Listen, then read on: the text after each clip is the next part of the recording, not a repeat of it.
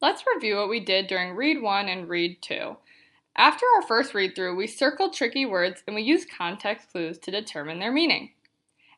During our second read through, what we did is we stopped at each stanza and we determined the gist. A gist of a stanza is the main idea or what the stanza is mostly about. Now it's time for our third read through. After our third read through, we'll be creating a four-square chart. The good-natured girls. Two good little children named Mary and Anne both happily live as good girls can, and though they are not either sullen or mute, they seldom or never are heard to dispute. If one wants a thing that the other would like, well, what do? Must they quarrel and strike? No, each is so willing to give up her own, that such disagreements are there never known. If one of them happens to have something nice, directly she offers her sister a slice, and never, like some greedy children, would try to eat in a corner with nobody by.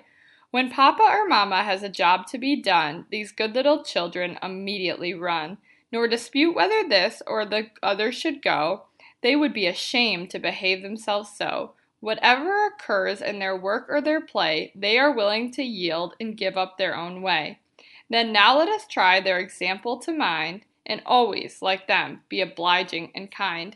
Now it's time for us to move on to creating our four-square chart. So the first thing we want to ask is, who's the narrator or the speaker? In this poem, it's pretty clear that it's an outside observer telling us about the two girls, because the two girls are not speaking. It's clearly in third person, and it's just someone telling us about Mary and Anne, not Mary and Anne telling us about themselves. Then we can look for figurative language. In this case, there weren't any similes, metaphors, or other types of figurative language, so we can move on.